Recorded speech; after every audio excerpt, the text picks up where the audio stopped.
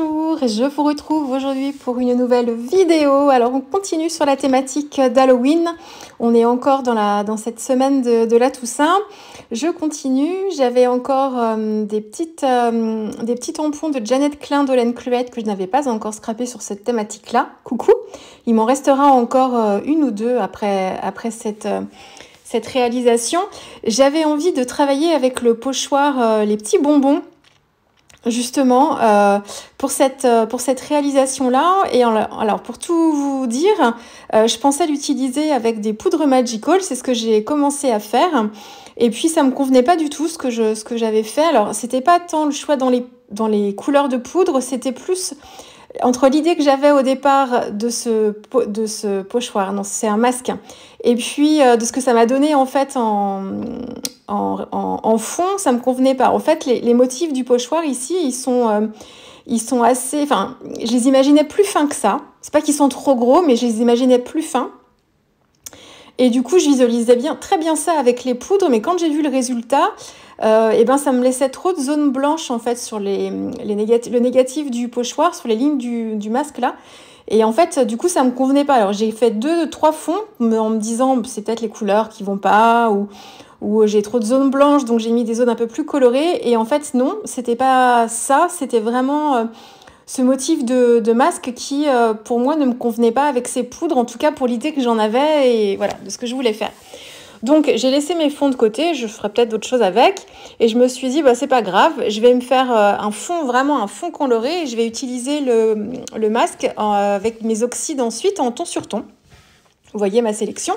Et pour travailler mon fond, comme je voulais quelque chose d'assez opaque, vraiment un petit peu plus dans la matière, j'ai travaillé avec mes Neocolor 2. Donc, c'est pas souvent que je les utilise parce que j'aime pas trop le côté crayeux de ces médiums-là. Je vous en parle souvent.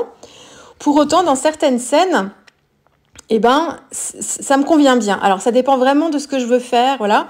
Là, je veux quelque chose d'assez opaque. On peut très bien travailler avec les oxydes aussi pour faire ça.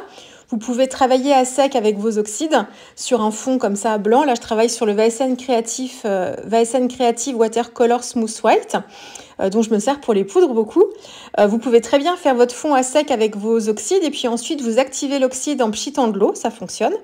Moi, j'ai fait à peu près la même chose, sauf que j'ai utilisé mes crayons Neocolor 2. Alors, pourquoi est-ce que je les ai choisis? En fait, j'aime beaucoup le côté crayonnage. Ça me procure beaucoup de détente, de crayonner comme ça, sans trop se soucier en fait de ce que ça va faire après.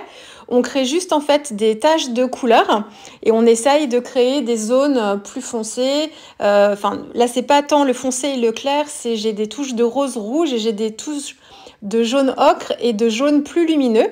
Donc, j'essaye de répartir mes couleurs et je crayonne. Et c'est vrai que ça détend énormément de faire ça. Donc, c'est pour ça, quelquefois, qu'on aime bien changer aussi de médium. C'est parce qu'en fait, les Neocolor 2, moi, je vous le redis, c'est le côté crayeux qui me dérange. J'ai les crayons Distress Watercolor que j'aime beaucoup, mais qui vont être encore un peu différents parce que quand on va les crayonner, c'est pas que les Neocolor sont gras, mais il y a pas mal de matière qui se dépose quand même. Ce qui est un petit peu moins le cas avec les crayons Distress, que je préfère pourtant en termes de rendu. Mais là, en fait, je voulais vraiment ce côté matière là. Donc, j'ai commencé par faire une première couche. Donc, j'ai crayonné, j'ai choisi plusieurs couleurs de Neocolor. Alors là, peu importe. Hein, moi, j'ai un carmin, j'ai un rose. Ensuite, un orangé un peu désaturé, c'est le safran. Ensuite, j'ai un ocre jaune, c'est l'ocre d'or. Et puis, en jaune un peu plus lumineux, c'est le jaune d'or. Donc, voilà les couleurs que j'ai utilisées pour créer mon fond. Donc, je crayonne à sec sur le papier. Ensuite, je pchite de l'eau au verso de mon papier pour me permettre ensuite qu'il se plaque bien sur ma plaque en verre parce que je vais venir mettre de l'eau dessus aussi. Donc, je pchite de l'eau en dessous et après, je pchite de l'eau dessus pour avoir une petite couche d'eau dès le départ. Et puis, avec un gros pinceau à la vie, je viens en fait flouter l'ensemble. Donc, mon pinceau, je le trempe dans l'eau. L'eau que j'ai utilisée en pchitant n'est pas suffisante. Hein, c'est juste pour préparer un petit peu, avoir une première couche. Et ensuite, je viens avec mon pinceau. Le truc, c'est que c'est comme quand vous faites les mises en couleur avec les crayons aquarellables et que vous utilisez plusieurs couleurs sur un même motif. il faut bien penser à rincer son pinceau avant en fait de changer de couleur, de zone où c'est une autre couleur. Si par exemple, je commence par la partie la plus jaune, la plus lumineuse, et que je rince pas mon pinceau avant d'attaquer en fait le rose, et ben je vais venir avec mon pinceau qui est gorgé de néocolore, surtout qu'on s'en rend pas compte, mais dès qu'on active avec de l'eau, on a plein de pigments en fait, plein de matière dans les poils du pinceau. Et en fait, je vais amener mes pigments jaunes dans les pigments roses, et plutôt que d'avoir un endroit jaune avec une transition légère vers un endroit qui est rose, et ben je vais avoir du orange. Je vais passer du jaune au orange, et moi je veux garder ce rose. Donc du coup, il ne faut pas hésiter à venir rincer votre pinceau dès que vous changez de zone ou vous changez de couleur un petit peu, pour pouvoir gérer la transition, qu'elle se fasse tout en douceur avec une zone de fusion où il y a un mélange des deux couleurs, mais que ça vienne pas emporter le pas sur l'intégralité. Donc c'est pareil, si vous commencez à venir aquareller la partie néocolore que vous avez mise en rouge carmin, eh bien si vous rincez pas votre pinceau avant d'arriver au jaune, eh bien vous allez créer comme ça un dégradé vers le orange et vous allez perdre en fait la couleur jaune. Donc il faut bien penser à rincer son pinceau. Et après, on s'amuse. Hein. Quand vous voyez, moi, j'aime pas trop quand ça fait quand on met pas assez d'eau, en fait, on va avoir le côté crayeux de ce Neocolor 2, un petit peu comme les aquarelles, je vous le redis, hein, qui sont faits avec des pigments blancs à l'intérieur. On va avoir quelque chose d'assez épais. Donc, si vous diluez pas assez, si vous apportez pas suffisamment d'eau, vous allez avoir les traces de votre pinceau qui vont se créer. C'est pas très grave, vous pouvez repchiter un petit peu d'eau par-dessus pour flouter l'ensemble. Et ce que vous m'avez vu faire, il faut pas hésiter à tourner le papier un petit peu dans tous les sens pour créer cet effet aquarellé et gommer un petit peu l'effet coup de pinceau. Donc ça, c'est pour le fond. Je l'ai fait une première fois. À des endroits, j'avais dû apporter un petit peu trop d'eau ou alors la couche de néocolore que j'avais mise était plutôt légère. Quelquefois, c'est les deux causes combinées qui font qu'on va retrouver des zones un peu plus claires sur le fond de page. Ben, c'est pas grave, vous séchez bien et puis vous recommencez à crayonner la même opération. Vous recrayonnez, en fait, vous faites une deuxième couche en crayonnant et puis vous réactivez. Vous pouvez faire votre fond aquarelle sans crayonner en travaillant en fait les néocolores soit sur un petit morceau de plastique pour vous en servir de palette. Vous avez une palette spéciale chez Caran d'Ache qui est une palette rugueuse qui vous permet de gratter en fait vos Neocolor 2, de pchiter de l'eau et de vous en servir comme des produits dans des encres aquarellables. Donc il y a plein de systèmes, plein de façons de créer vos fonds avec les néocolores d'ailleurs et avec les aquarelles en règle générale. Bon, c'est pas de l'aquarelle ici, mais on les produits aquarellables. Moi, je vous donne des pistes ici. J'avais envie de vraiment crayonner, de vraiment avoir cette sensation comme quand on est petit là et qu'on crayonne une page entière. Voilà. C'est, je vous le redis encore une fois, beaucoup de détente. Donc j'ai fait juste 2 couches. Hein. Quand on crayonne sur 2 couches, on a quelque chose quand même qui est assez intense. Hein. Les couleurs de néocolore, suivant celles que vous choisissez aussi. Hein. Il y a des couleurs plus douces que d'autres, mais on a des produits qui sont très pigmentés et qui donnent en fait une grande vibrance dans vos couleurs. Ça, c'est pour la première étape du fond. Et ensuite, avec le masque, avec les petits bonbons d'Ollen Create, je suis venue travailler avec mes oxydes. Donc là encore, même si depuis plusieurs mois, je vous fais l'article pour les Distress Ink. Enfin, faire l'article, c'est une façon de parler, mais parce que c'est la Distress que j'utilise beaucoup en ce moment. C'est la Distress Ink. Mais ici, je suis sur un fond au Neocolor 2, qui est un fond en fait pigmenté avec justement ce côté un peu crayeux. Et les Distress Ink par-dessus ne vont pas ressortir. Vous allez avoir du ton sur ton, mais qui ne se verra pas en fait. Donc là, il faut aller taper dans les oxydes pour utiliser le côté opaque de l'oxyde et que ça vous fasse vraiment du ton sur ton. En termes de couleur, j'ai utilisé la Festive Berries avec en couleur qui est un rouge rose qui se rapproche un petit peu du carmin, que j'ai complété avec la Lumberjack Plaid, qui est un rouge plutôt soutenu, un peu plus soutenu mais foncé. Ça, c'est pour les 2 couleurs de rouge. Et puis, dans les jaunes orangés, j'ai la Fossilis d'Amber. Et puis, que j'ai complété avec la Rusty Inge, qui est un jaune qui tire vers le orange. Et qui se rapproche un peu des néocolores que j'ai utilisés. Donc ça, c'est pour le fond. Je m'arrête là pour le fond. Je vais le compléter après. Là, je mets en couleur mes 2 petits fantômes, donc très légèrement, parce que je veux garder le côté blanc du fantôme. Donc, je travaille juste les ombres avec un néocolore. Je suis en 100% néocolore ici, hein, en termes de mise en couleur. J'ai travaillé avec le gris noir, donc en Neocolor 2, que je travaille pas directement sur mon papier. Je viens prélever en fait la couleur avec les poils de mon pinceau et je viens travailler comme ça sur mon papier. Le papier que j'utilise, c'est le même que pour le fond, c'est le Watercolor Smooth White de VSN Creative, dans la série de chez Florence, qui se comporte plutôt bien avec les mises en couleur, d'autant que là, je cherche pas à faire quelque chose de très très très poussé. Donc voilà, donc je travaille les ombres sur les côtés vraiment très très très légèrement. Et puis ensuite, je rajoute quelques détails dans le combo couleur que j'ai utilisé pour le fond, pour le petit cœur, pour la fantomètre là. Et puis le sac, je l'ai fait orange. Voilà, donc c'est les mêmes couleurs de Neocolor que j'ai utilisées pour travailler mon fond de page, que je réutilise pour les détails et en plus le gris noir pour travailler les ombres. Qu'est-ce que j'ai d'autre à vous dire? J'ai fait la couleur peau parce que ce sont des petits enfants qui sont déguisés ici, donc j'ai fait leurs petites mains en couleur peau.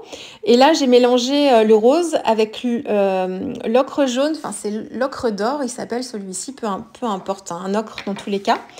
J'ai mélangé les deux couleurs, j'ai sur ma plaque en verre, j'ai pchité de l'eau et j'ai ma couleur peau.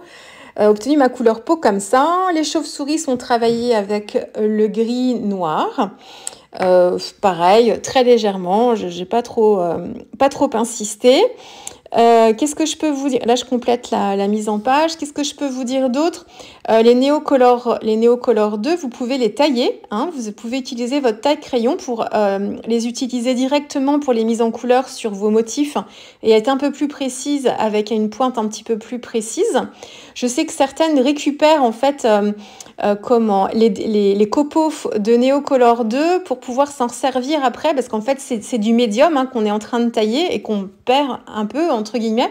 Et je sais que certaines les récupèrent en fait pour pouvoir les humidifier un petit peu, les mettre dans des godets, les humidifier un petit peu et s'en font en fait des godets de Neocolor.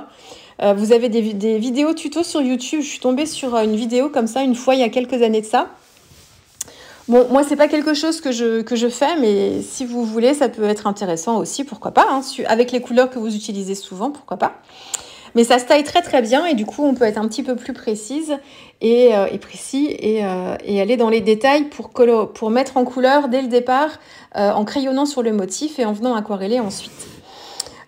Pour renforcer le côté Halloween, parce qu'on est quand même, ce sont des fantômes, je voulais de la lumière, mais je voulais une scène un peu plus, encore une fois, dramatique. C'est souvent le mot que j'emploie en ce moment, parce qu'on est dans la thématique d'Halloween. Donc, j'ai découpé mon fond avec un die de chez All & Create. C'est les deux sets de die qui sont sortis dans la toute dernière sortie là. Il y a un set de die qui vous fait des tags et il y en a un autre qui vous fait juste des cartes. Donc là, c'est celui que j'ai utilisé. J'ai utilisé le plus petit die, le plus petit qui est déjà pas mal. On s'amuse bien hein, avec cette taille-là, qui me permet de découper ma carte. Et j'ai utilisé le deuxième die du set un peu plus grand, qui m'a permis, dans du papier noir, qui m'a permis de mater un petit peu ma carte.